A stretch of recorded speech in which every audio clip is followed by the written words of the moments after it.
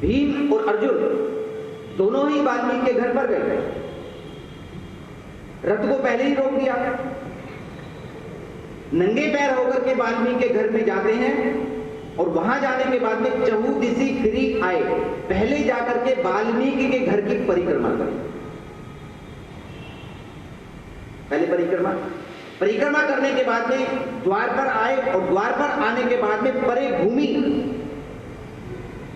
द्वार पर जाने के बाद में साष्टांग द्वार पर दंडवत नमन किया और नमन करने के बाद में जब अपना मुख ऐसे उठा करके देखने लगे तो दृष्टि जाती है कि झूमीगढ़ देखो छवि पूरा। जैसे ही दृष्टि उठी स्वयं नहीं उठे, दंडवत करने के बाद में उठे, दृष्टि ऊपर गई तो देखी छवि पूर है। सामने जो घर में दर्शन हुए कि सामने बड़े सुंदर से ठाकुर जी विराजमान है, पुष्पमालाएं ठाकुर जी को अर्पण है। वही वाल्मीकि जो नित्य प्रतिदिन मैला उठाने घर में आता है, आज श्वेत उजले वस्त्र धारण करके, तिलक चंदन धारण करके वहां पर बैठ करके ठाकुर जी को पूजन कर रहा है। घर में सुगंध का वातावरण है। वहीं पर तुलसी महारानी वहां पर उपस्थित है। इस सभी के दर्शन वहां पर किए तो मुख से निकल जाता है कि झूमीगढ़ देखियो छवि पूर है। ऐसा वातावरण वहां पर देखा कि हृदय पुलकित हो गया। एक तो ठाकुर जी का प्रातःकाल उठ करके हम स्नान इत्यादि से निवृत्त होने के बाद में तिलक चंदन करने के बाद ही ठाकुर जी को नमन करें। ये नहीं कि पहले ठाकुर जी को कर लिया उसके बाद में फिर बन ठन करके ठाकुर जी के सामने जाना चाहिए। पता ना हमारे ठाकुर जी कब नहीं जाए और कहने लगे चल राम, तो फिर क्या होगा? ठाकुर जी तिलक चंदन कर लो जरा, ठाकुर जी के सम्मुख जाए जीव जब मुहि जन्म कोटि अग्नासई तवे।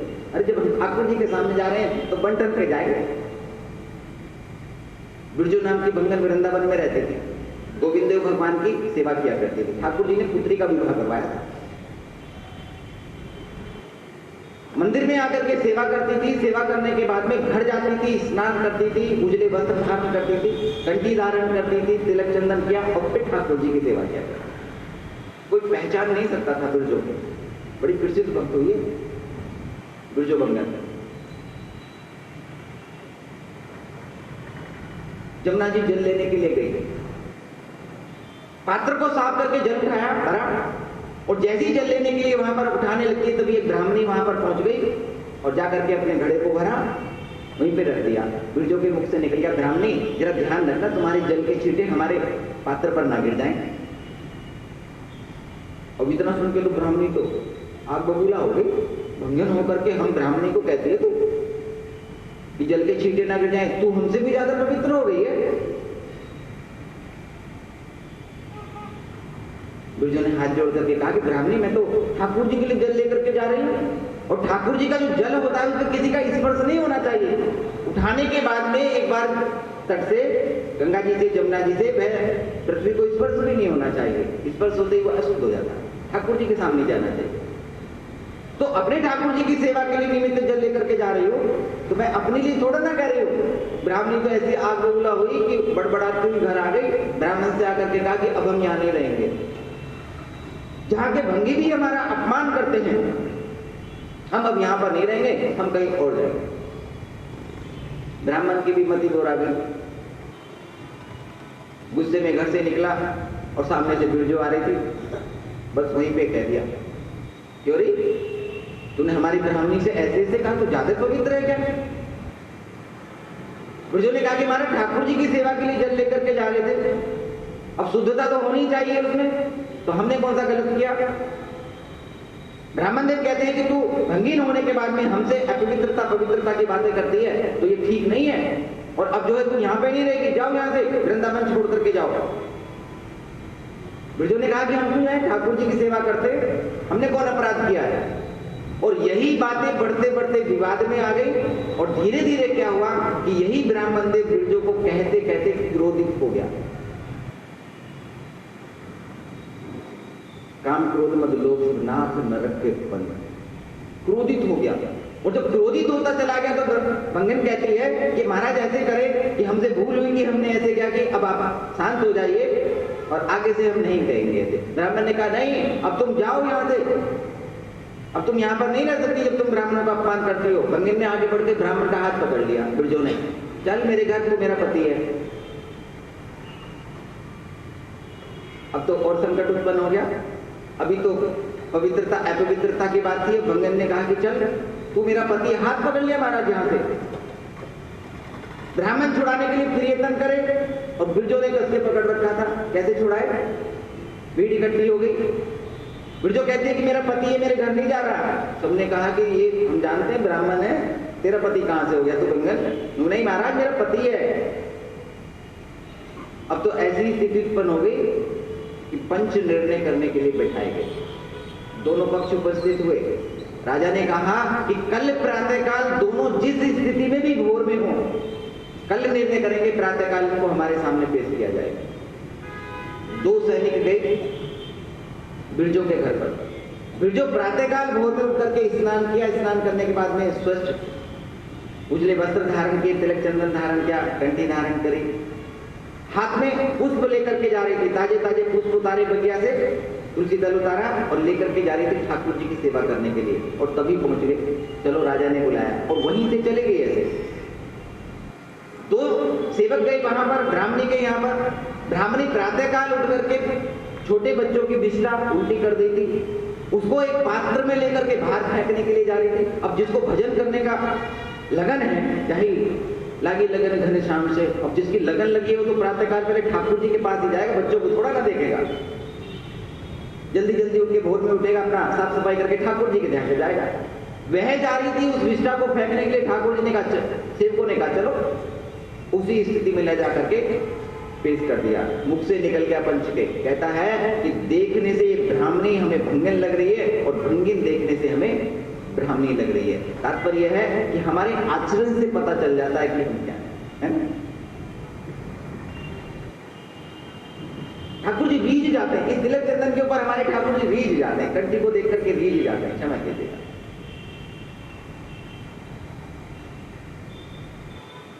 तो देखी छवि पूरे अर्जुन और भीम ने वहां पर जाकर के लेट करके जब दृष्टि दंडवत करके उठाई तो सामने ठाकुर जी, और ठाकुर जी इतने निराले आए।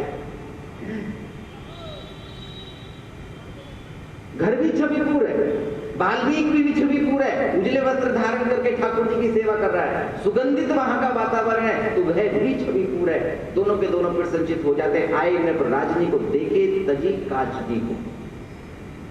धीरे से उठ करके दोनों के दोनों गए वाल्मीकि के पास में। और वाल्मीकि ने जब देखा कि पीछे कोई है और पलट करके जब देखा तो राजनीक को देखे, राजनीक को, अपने राजा को जब अपने घर में आते हुए देखा तो तजी कामनी को, सारे काम को छोड़ दिया। और काम को छोड़ने के बाद में नमन किया। लाजनी जो कापी भयो मन छोड़ा,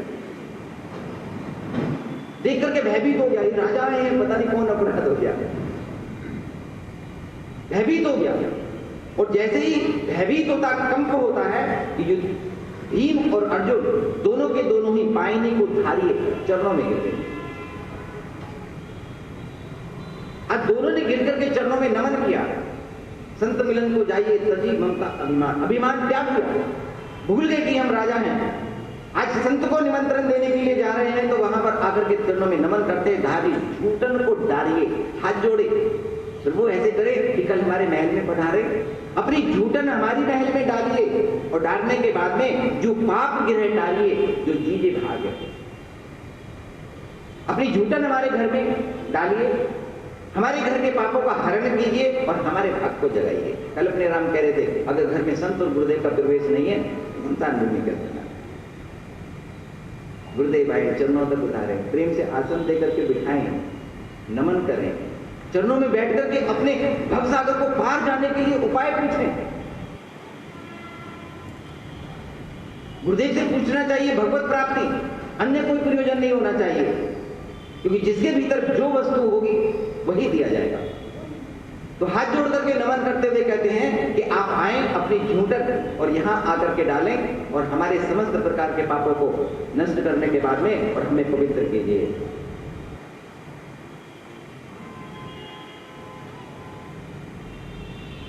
दोनों ही हाथ जोड़ करके खड़े हुए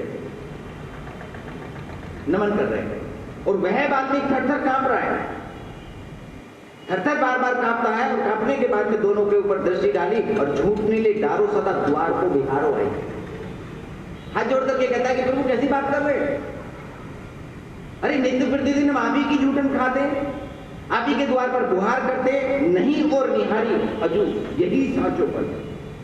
और आपके अतिरिक्त आज तक हमने किसी के द्वार पर जाकर झाड़ू नहीं लगाई है, यही साचोपन है।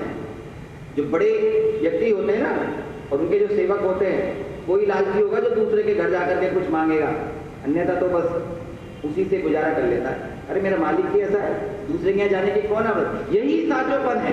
आपकी जूठन उठाते हैं, आपकी गुहार करते हैं, आप ही का दिया खाते हैं, अन्य कहीं भी हम नहीं जाते हैं महाराज। तो निमंत्रण हमारा कैसा?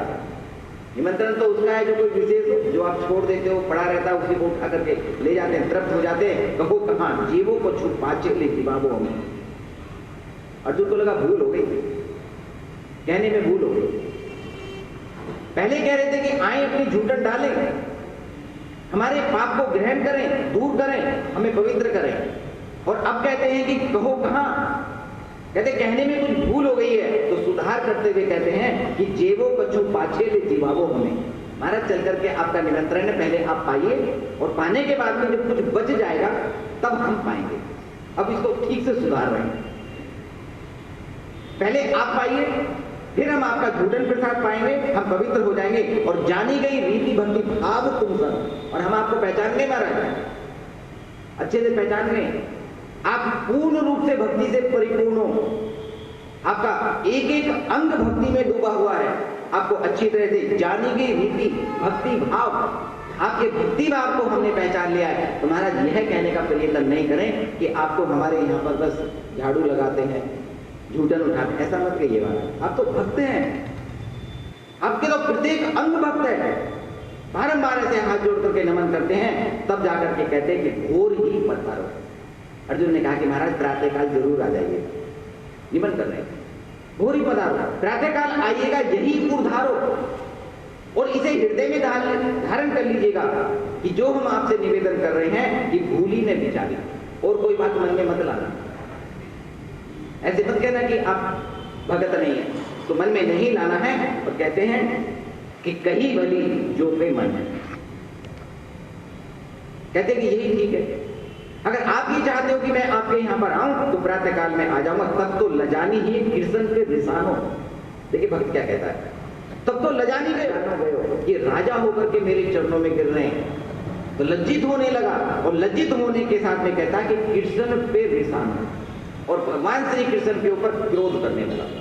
देखिए वार्तालाप कर रहे हैं सामने, भीम अर्जुन सामने खड़े हैं, भक्त यहां पर खड़ा है, और भीतर ही भीतर कृष्ण को क्या करें, देख लो मेरे विषय में बता दिया। अरे कौन जरूरत थी ठाकुर जी बताने के लिए? तो रिसानो भीतर भीतर से क्रोधित हो रहे हैं, ऐसा क्रोध दिखा रहे हैं कि अगर भगवान श्री कृष्ण सम्मुख आ जाए तो भक्त पता नहीं किस प्रकार की अपनी वाणी से भक्त भगवान को क्या क्या कहे। और ऐसा बारंबार विचार करते हैं और कहते हैं कि नृप चाहो कोई खानो।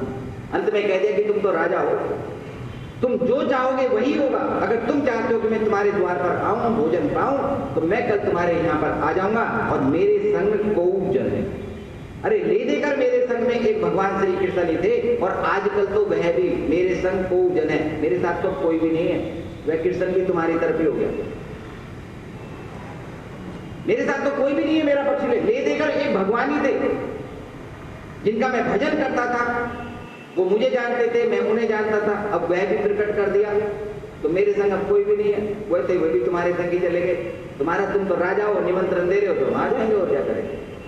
समस्त प्रकार से विवश होकर के यही कह देते हैं कि अब हम प्रातःकाल आ जाएंगे। लौट करके वापस आए, दोनों ने आकर के युधिष्ठिर जी कहीं सब रीति सुनी, धर्म पुत्र प्रीति भई। युधिष्ठिर जी महाराज ने आकर के सब बात सुनी, बड़ी प्रीति हो जाती है, और प्रीति होने के बाद प्रतीक्षा करी ले रसोई कृष्ण द्रौपदी सिखाइए। भगवान श्री कृष्ण द्रौपदी के पास गए, और द्रौपदी से जाकर के कहते हैं कि द्रौपदी आज तुम्हारे हाथों की जेतिक प्रकार सब व्यंजन है, व्यंजन विविध नाम को जाना, कि जितने प्रकार के भी तुम व्यंजन बनाना जानती हो, उन समस्त प्रकार के व्यंजनों को तुम बनाओ। द्रौपदी महारानी पाकशाला में बड़ी निपुण थी, जैसा भोजन द्रौपदी बनाती थी कोई नहीं बनाता, इतने अच्छे से भोजन बनाती थी। भगवान श्री कृष्ण इस बात को जानते हैं, जाकर के कहते हैं कि भोजन बनाओ, करो, आज तेरे हाथनी की होती सफलाई है, आज तेरे हाथों की सफलता है।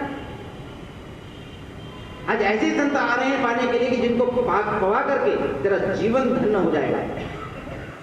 इसे अपने हाथों की सफलता दिखा, जितने अच्छे से तू भोजन बना सकती है भोजन बना, और जो संत भगवान यहाँ पर आएंगे और तुमको प्रेम के साथ में पवाना है। यह बात मान करके द्रौपदी ने भोजन प्रसादी बनाने तैयार करी, अनेकों प्रकार के व्यंजन बनाना आरंभ कर देती है और लाए जा लेवाए कहीं बाहर जिमाए देते। भीम महाराज प्रातःकाल ही जाकर के खड़े हो गए।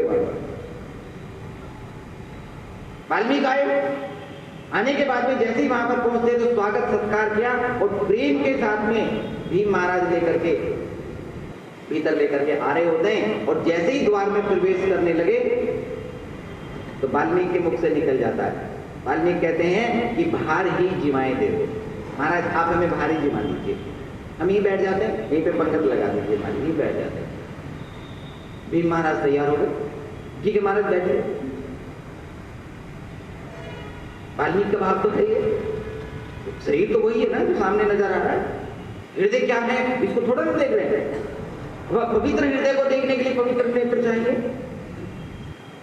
भीम महाराज कहते हैं ठीक है महाराज आप यहीं बैठ जाइए, और वहीं पर बिठा देते। जीवो कहीं प्रभु आप लवाओ अंक भरी है। जैसे ही भीमसेन ने यह कहा कि महाराज आप बैठिए, भगवान श्री कृष्ण ने जोर की लताड़ लगाई। खबरदार, युधिष्ठिर को बुलाया। युधिष्ठिर दौड़ करके आए, प्रभु आज्ञा। और जैसे ही आज्ञा के लिए कहते हैं, भगवान श्री कृष्ण कहते हैं कि प्रभु आप लबावो, कि गोद में बिठा, अंक भारी, इन्हें गोद में बिठाओ और गोद में उठा करके भवन के भीतर लेकर के जाओ। युधिष्ठिर जी महाराज ने आज्ञा का पालन किया, सपच वाल्मीकि को गोद में उठाया, लेकर के चलते हैं, आने के बिठाए पाकशाला में। और जब भीतर लेकर के जाने लगे तो भगवान श्री कृष्ण आज भक्त को प्रकट करना चाहते हैं, तो कहते हैं कि यहाँ पर नहीं, भरी अंकवारी है, ये तुम्हारे भाई हैं, अंकवारी भाई है। अरे तुम भी धर्मराज के अंश और यह भी धर्मराज का अंश, तो दोनों सगे भाई हो। गोद में बिठा करके भीतर पाकशाला में लेकर के जाओ, भंडार में, और वहां बिठा करके इनको भोजन कराओ। युधिष्ठिर जी महाराज ने इस बात को माना, सपच वाल्मीकि को गोद में उठा करके बैठायो पाकशाला में, रसाल गिरात ले प्रेम के साथ में बिठाया। बिठाने के बाद में भोजन प्रसादी परस गई, और जैसे ही वहां पर सपच वाल्मीकि ने ऐसे लेकर के लेत गिरास संग बजियो संग हरि दंड लगायो। एक गिरास खाते ही संग बज गया, और जब दूसरा गिरास खाने लगे तो संत महाराज चुप हो गए। हरि दंड सो लगाया हो, ठाकुर जी ने डांट लगाई, ए संत बजता क्यों नहीं है? जब पहला गिरास खाने के बाद में तू बजा तो तुझे तो प्रत्येक गिरास के साथ ही बजना चाहिए। जैसे जैसे भक्त यहां पर प्रसाद पा रहे हैं उसी प्रकार से तुम्हें बजना चाहिए। संत महाराज चुप हो गए। चुप होने के बाद में कहते हैं कि सीत सीत कृति क्यों ने बजाए हो, कुछ लजाए गए हो, क्यों नहीं बज रहे हो? थोड़े से लज्जित हुए संत महाराज। लज्जित होने के बाद में कहते हैं कि कहा भक्ति को प्रभाव मैं तो नहीं जाना। भगवान कहते हैं कि भक्ति के प्रभाव को नहीं जानते हो क्या? अरे भगत है, और भगत है तो तुम्हें बजना चाहिए, प्रत्येक बार बजना चाहिए। जब बार बार डांट लगाने लगे तो संघ के मुख से निकल जाता है कि बोलियो अकला जाए, पूछियो जू द्रौपदी से। मुझसे क्या पूछते हो, मैं क्यों नहीं बज रहा? द्रौपदी से पूछो जाकर के। अब भोजन पा रहे हैं खुद, है ना, और कह रहे हैं कि पूछो जाकर के द्रौपदी से मैं क्यों नहीं बज रहा। मेरे नहीं बजने का कारण द्रौपदी जानती है, तो जाकर के पूछो, मेरा दोष नहीं, यह आपो मन हानि, इसमें मेरा प्रभु कोई दोष नहीं है। आप पूछ लीजिए जाकर के, मेरा तनिक भी दोष नहीं है। गोपियां जो है, ब्रज की गोपियां भगवान श्री कृष्ण की माखन चोरी से बड़ी दुखी हो गई थी। जब चोरी करने के लिए आते थे तो बड़े आनंदित होती थी, और जब चले जाते थे भगवान श्री कृष्ण तो दुखी हो जाते थे, और चाहती थी कि किसी प्रकार से एक दिन कन्हैया को ऐसे पकड़ करके लेकर के जाए। यशोदा मैया कहती थी कि पकड़ करके लाओ, पकड़े किसी प्रकार से। अब भगवान के श्री कृष्ण अपनी लीलाएं कर रहे हैं तो किसी के हाथ नहीं आ रहे। एक गोपी ने क्या किया कि घंटी बांध दी, और घंटी बांधने के बाद में कहती है कि जैसे ही कृष्ण यहाँ पर आकर के इसको हाथ लगाएंगे तो घंटी अपने आप बच जाएगी, तो पकड़ लेंगे। सीधा सा तरीका चोर को पकड़ने का। चुप करके बैठो। भगवान श्री कृष्ण अपनी चोर मंडली के साथ आए और आने के बाद में जैसे ऊपर हाथ करने लगे तो देखा कि यहाँ तो घंटी बज रही है, तो क्या करें? सबको गोपाल कह रहे कि फिर भूख लगी है, माखन मिश्री खानी है। भगवान ने कहा रुको। बालकृष्ण भगवान ने जाकर के कहा घंटी से, घंटी जी प्रभु, जब तक हम चोरी करें बचना नहीं है, चुप रहना। ठीक है प्रभु। चुप हो गए। जो जड़ को चेतन करे, ठाकुर जी ऐसे ही है हमारे। भगवान श्री कृष्ण ने चोरी करी, सभी को माखन मिश्री खिलाई। मनसुखा कहने लगे कन्हैया तू भी खा ले।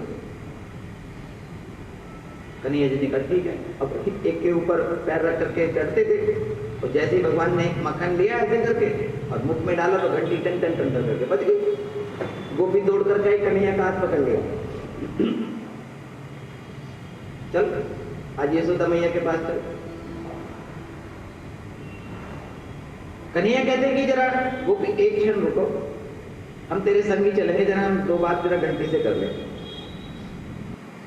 भगवान ने जाकर के घंटी से कहा कि घंटी, जब मेरे सब सखा पा रहे थे, बंदर पा रहे थे, तब तो तूने कुछ ना कहा, और जैसे ही मैंने पाया, अंत में हम तो पा करके चले जाते, तो तब तू काहे के लिए बजी? घंटी महारानी कहने लगी, कहते प्रभु ये मेरा विधान नहीं है, ये आपका ही विधान है। हाँ आपका ही विधान है। आपने भोग के मध्य में, पुजारी भोग के मध्य में घंटी को लगा रखा है।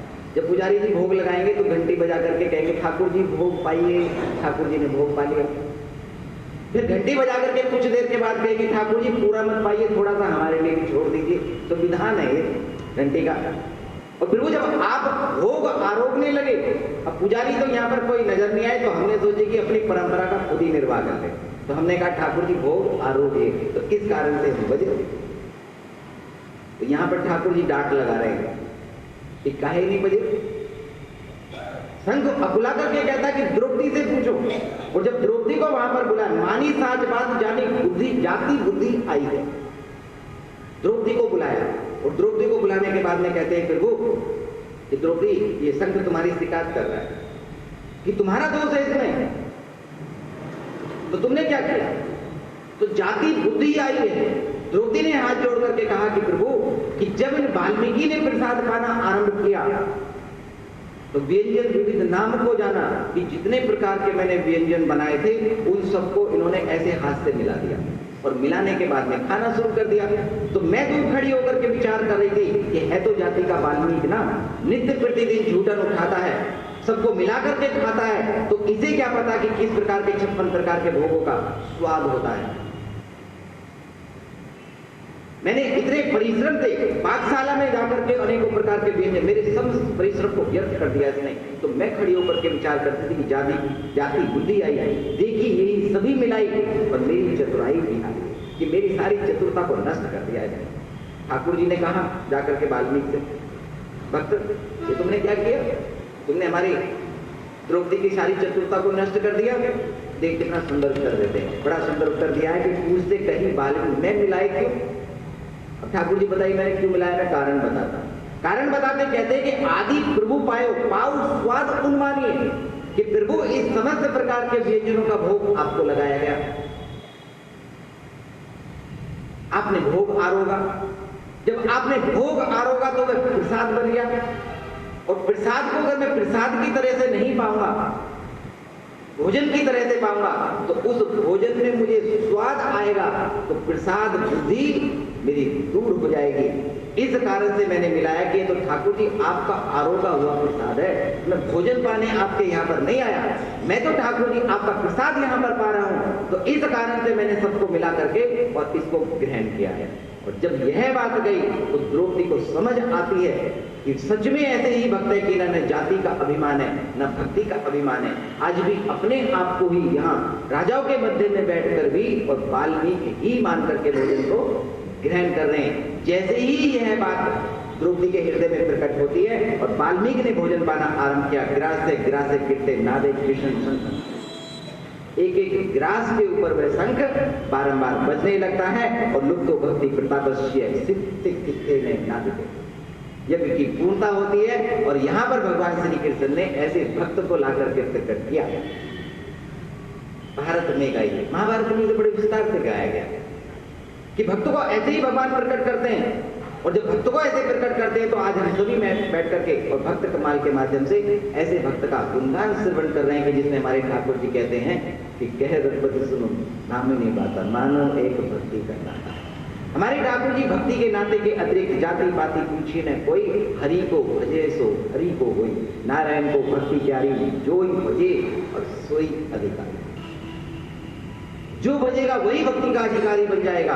जाति ने पूछो साधु की और पूछ लो तुम ज्ञान, और मोल करो तलवार का और रखे रहो मयान। संत की भक्ति और संत का आचरण, जाति पाति इनका विचार नहीं किया जाता है। हमें तो भक्ति को ही देखना होता है। हमारे गुरुदेव हमारे संत भगवान किस प्रकार से आकर के हमारे जीवन में उदय प्रकाश करते हैं, बस हमें यही देखना चाहिए। और तुलसी भगत सुपच बोलो जपे रेल दिन राम, वह सुपच भी भला है जो रात दिन भगवान का नाम जपता रहता है। और पूछो कुल के ही काम को जहां ने हरि का नाम, भक्तिवंत अति नीचो प्राणी रामजित महाराज। भक्ति करने वाला कोई भी हमारे राम जी कहते हैं कि ऐसा भक्त मुझे अति प्रिय होता है, और ऐसे ही भक्त को यहाँ पर प्रकट किया है। बोलिए भक्तवत्सल भगवान की जय। गाइए महाराज।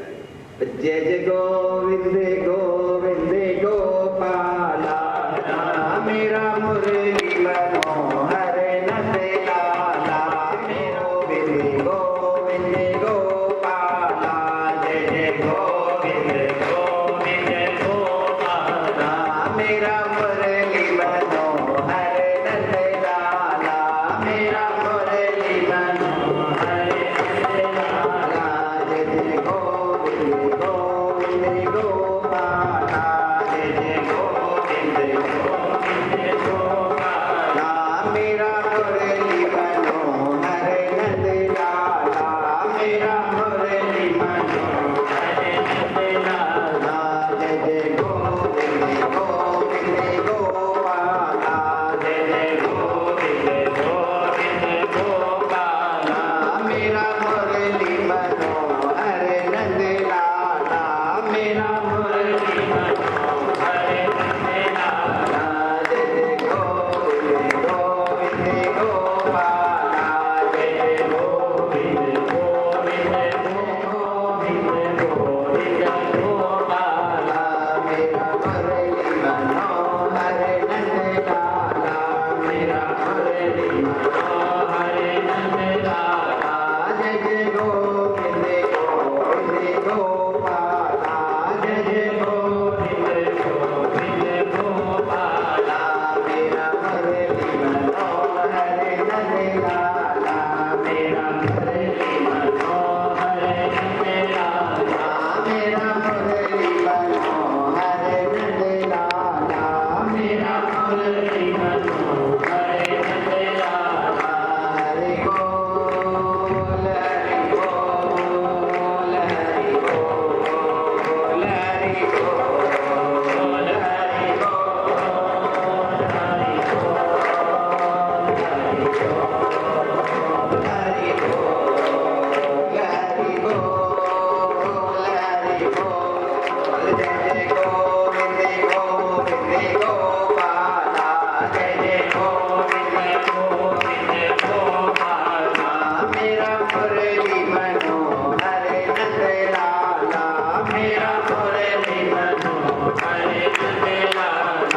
जय जय गोविंद गोविंद गोपाला, जय जय गोविंद गोविंद गोपाला, मेरा मुरली मनोहर नंद लाला, मेरा मुरली मनोहर नंद लाला, मेरा मुरली मनोहर नंद लाला, मेरा मुरली मनोहर नंद लाला। बोलिए मुरली मनोहर लाल की जय, श्री सद्गुरुदेव भगवान की जय। अवधपुरी सभी अवध प्रभाव जाने तब प्राणी, जब वो बसो राम धन पाए। जब हमारे राम जी हृदय में आकर के बसे तब जाकर के हमें पता चलेगा कि अवध की महिमा कैसे है। अवधपुरी अति सुहावनी उत्तर दिशा, अवध सजे तनु नहीं बनता। अगर अवध में जाकर के किसी प्रकार से शरीर छूट जाए तो पुनः उसका आवागमन नहीं होता है, चाहे वो भोजन करे अथवा ना। सरजू जी में जाकर के स्नान करे तब भी ठाकुर जी के धाम की प्राप्ति। और ऐसे ही अवधपुरी के राजा हुए राजा रूपमांगल जी महाराज। राजा रूपमांगल जी महाराज ने अपने अवध में एक बाग लगाया हुआ, बगीचा लगाया हुआ है। उस बगीचे की नित्य प्रतिदिन देखभाल करने के लिए एक माली को नियुक्त किया है और वह माली उस बाग को सींचता है। ताजे ताजे पुष्प प्रातःकाल जब एकत्रित हो जाते हैं तो उनको उतार करके राजा रूपमांगल जी के महल में पहुंचाता है, इसलिए इसके ऊपर बनवाते हैं। और इस प्रकार से सुगंधित पुष्पों के माध्यम से राजा रूपमांगल जी महाराज बड़े ही प्रसन्न मन से ठाकुर जी की सेवा करते हैं। वहां से जाती थी तो एक दिन इन पुष्पों की सुगंध उर्वशी नाम की अप्सरा को, सुगंध फूल, उन सुगंध को देख करके यह अप्सरा नित्य प्रतिदिन आती थी। आने के बाद में रात्रि में ही पुष्प उतार करके ले जाती थी और स्वर्ग में जाकर के इंद्र भगवान, एक रात्रि में समस्त अप्सराएं सखियां एकत्रित होकर जो आती थी वहां पर पुष्प उतारने के लिए, अब आज पुष्प उतार रही थी और उतारते उतारते रह गई एक कांटा चुभियो पग बैठे, एक अप्सरा वह चुभ गया और जब चुभ गया तो रह गई। जैसे ही लहंगन का स्पर्श हुआ अप्सरा को, कांटे का स्पर्श हुआ तो उसके समस्त पुण्य छीन हो गए और पुण्य छीन होते ही वह अप्सरा यहीं पर रह जाती है। सुनी नृपमाली धाम पाए को बांधी मारी डालिए कि उसको मृत्यु दंड प्रदान किया जाएगा, बलपूर्वक भोजन करवाया। परिणाम ये हुआ कि धीरे धीरे सभी ने व्रत करना आरंभ कर दिया और व्रत के प्रभाव से भक्ति का प्रचार हुआ और सभी जीव मरने के बाद में ठाकुर जी के धाम जाने लगे।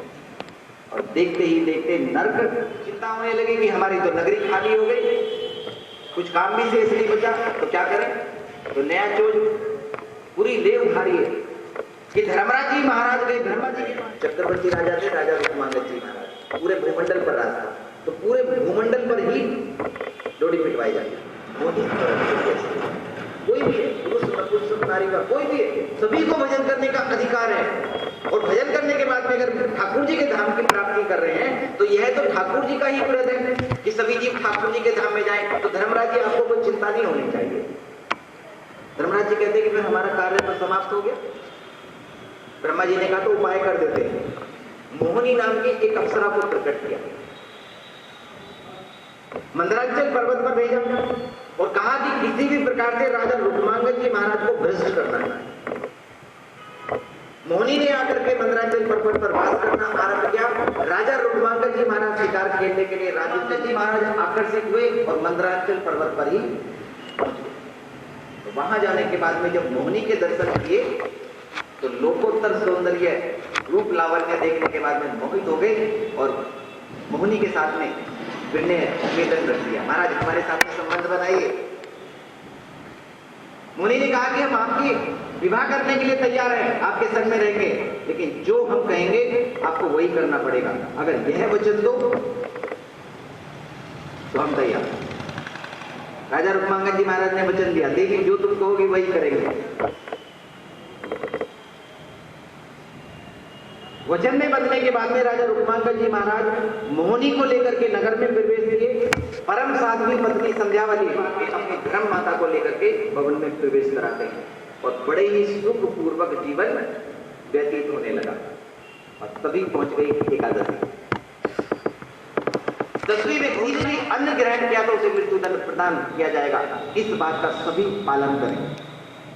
घोषणा सुनी मोहिनी ने। मोहिनी ने कहा, महाराज जी कैसी घोषणा करवा रहे हो आप? राजा रूपमांगल जी महाराज कहते हैं कि हमारे यहाँ एकादशी के व्रत का पालन सभी को करना है। मोहिनी ने कहा कि आप वचन में बंधे हुए हो कि जो मैं कहूंगी वही करना पड़ेगा, इसलिए आप व्रत की सभी ने एक पत्रिका बनाई और राम जी से जाकर के हस्ताक्षर करा लिए। हस्ताक्षर कराने के बाद में निश्चिंत होकर के बैठ गए। हनुमान जी महाराज सेवा में उपस्थित हुए, भरत जी ने रोक दिए। हनुमान जी कहाँ जा रहे हो? राम जी की सेवा करनी है, चरणों में बैठेंगे चलकर। नहीं, सेवा समाप्त। अब आप कोई सेवा नहीं करेंगे, ये पत्रिका है, ये हमने सब सेवा आपस में वितरित कर ली है, अब कोई सेवा शेष नहीं बचेगी। हनुमान जी महाराज ने सेवाओं को देखा तो एक भी सेवा शेष नहीं बची थी उसमें। और नीचे हमारे श्री राम जी के हस्ताक्षर, तो हनुमान जी महाराज कुछ कह भी नहीं सकते थे।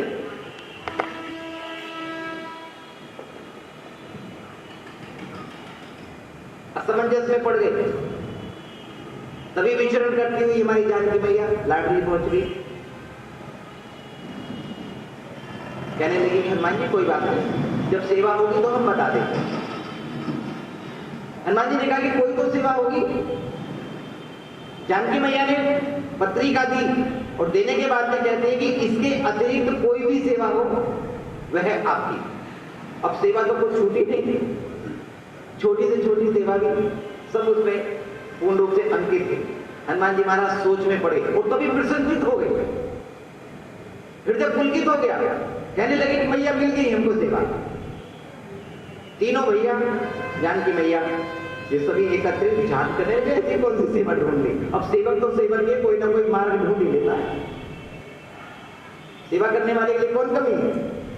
युधिष्ठिर जी महाराज ने यज्ञ क्या, सभी को सेवा मिली। भगवान श्री कृष्ण आकर के कहते हैं कि भैया हमें भी कोई सेवा दे दो। कहले कि आप तो प्रभु, आप क्यों सेवा करोगे, तो हम पत्थर उठाएंगे।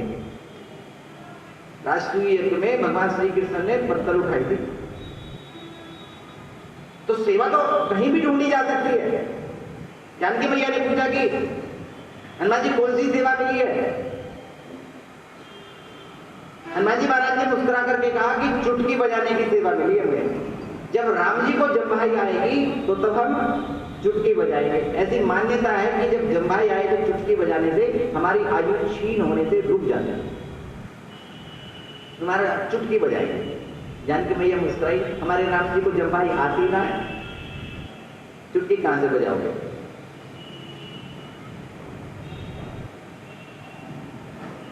हनुमान जी महाराज प्रवेश करने लगे। जानकी मैया ने रोक, कहां जा रहे हो। हनुमान जी महाराज कहते हैं कि मैं राम जी के पास जा रहा हूं।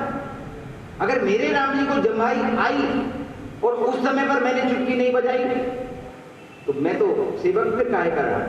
सोई सेवक प्रियतम मम सोई मम अनुशासन अनेके। तो मैं तो जब राम जी जम्भाई आएगी तब मैं चुटकी बजाऊंगा। जानकी मैया कहते हैं कि हमारे राम जी को जम्भाई नहीं आती है। हनुमान जी ने कहा कि आगे तब क्या होगा। अब सेवा से हटाए गए थे, अब तो विपरीत हो गया। हनुमान जी महाराज राम जी के मुखमंडल को देखते देखते विचरण कर रहे हैं। जिधर भी राम जी जाते हैं उधर ही सामने सामने से ऐसे देख रहे हैं। राम जी ने पूछा हनुमान क्या हुआ, तो फिर वो सेवा में है आजकल, बोलिए नहीं। पूरा दिवस व्यतीत हो गया, रात्रि होने लगी तो सैन्य कुंज में प्रवेश करने लगे। जानकी मैया ने रोक दिया, यह हमारा निजी कक्ष है, आप यहाँ पर प्रवेश नहीं कर सकते, जाओ। हनुमान जी कहते हैं कि अगर जम्भाई आ गई तो मैया हमारा काम अधूरा रह जाएगा, हम नहीं जाने वाले। मैया ने डांट करके भगा दिया, जाओ सैन्य कुंज में प्रवेश करते हो। अब हनुमान जी महाराज अपना सब लेकर के बाहर निकल गए, विचार करने लगे क्या करें।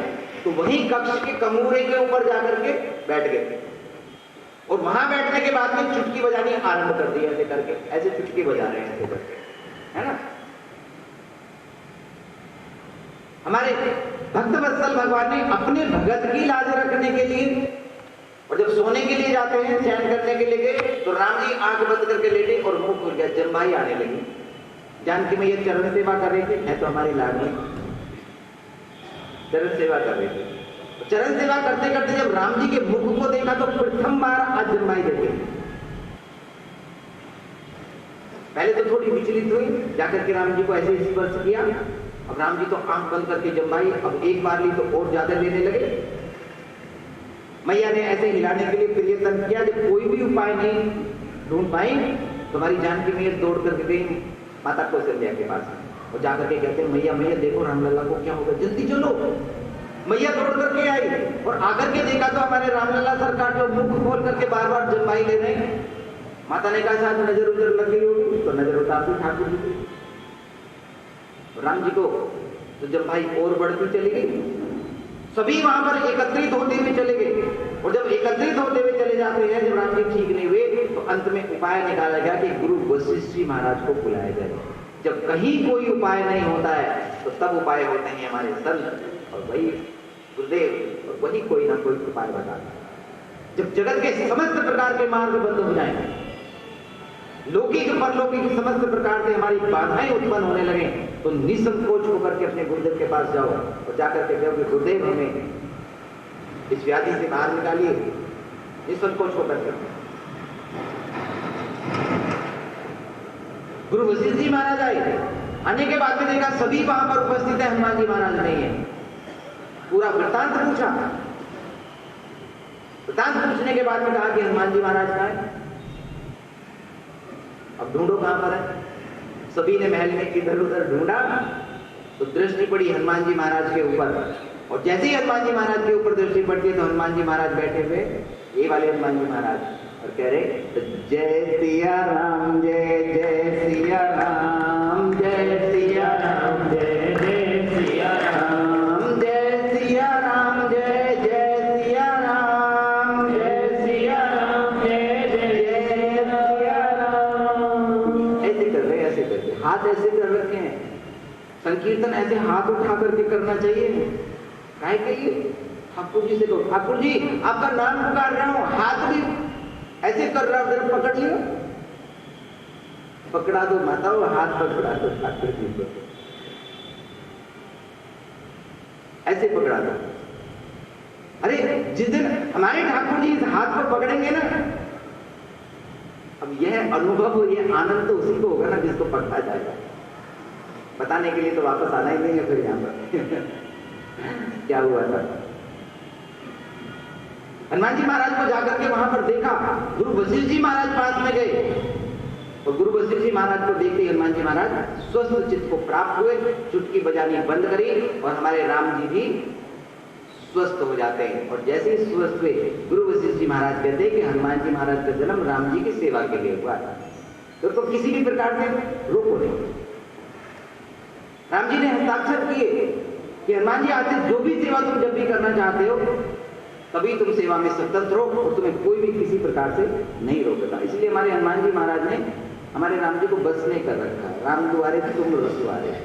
अगर राम जी के साक्षात में दर्शन चाहिए तो हनुमान जी महाराज को भी पकड़ लेना चाहिए, है ना, तो उससे हमारे राम जी मिल जाएंगे। ऐसा वरदान हमारे हनुमान जी महाराज को प्राप्त हुआ है, और यह सब महिमा है भक्ति की। हमारे राम जी वही कहते हैं कि मानव एक भक्ति कर सकता, बस भक्ति के अतिरिक्त कोई नाता नहीं मानते, और फिर उसके लिए चाहे कुछ भी करना पड़े हमारे राम जी। भक्त की इच्छा की पूर्ति करने के लिए जो भी हमारे राम जी प्रियतन करते हैं, भक्त प्रियतन करता है, उसकी सब पूर्ति करा देते हैं।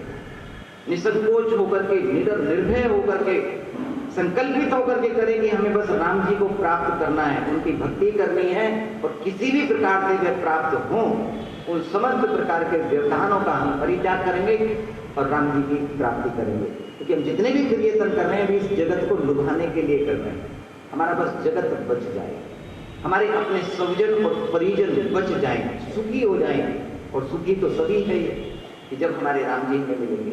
ईश्वर अंश जीव अविनाशी चेतन अमल सहज सुख राशि। अरे हम तो ठाकुर जी के पहले से सुख राशि हैं, जीव हम ठाकुर जी के अंश हैं उनके, और ठाकुर जी के अनंत कंद भगवान के अंश होकर भी हम दुख में व्याप्त होकर के विचरण कर रहे हैं।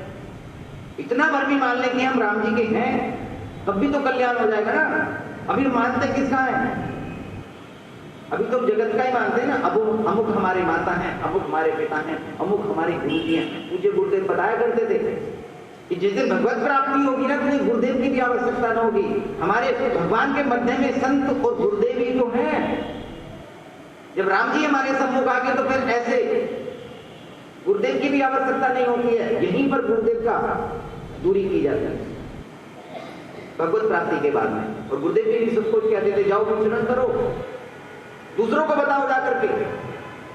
तो जिन गुरुदेव और संत की शरण में रह करके हम परितन करते हैं, प्राप्त करने के लिए यत्न कर रहे हैं, तो यही गुरुदेव हमें कहीं ना कहीं, हमें संबंध बनाना है तो राम जी से बनाएं, कीर्तन जी से बनाएं, गुरुदेव से बनाएं, संतों से बनाएं। यही सांचे मीत हैं, यही हमारे सच्चे हैं, यही हमें इस भवसागर से निकाल करके लेके जाएंगे। और वचन बंद होकर के सभी श्रुतियाँ इस बात का गुणगान करती हैं कि संत हमें भगवंत से सदैव ही मिलाते हैं।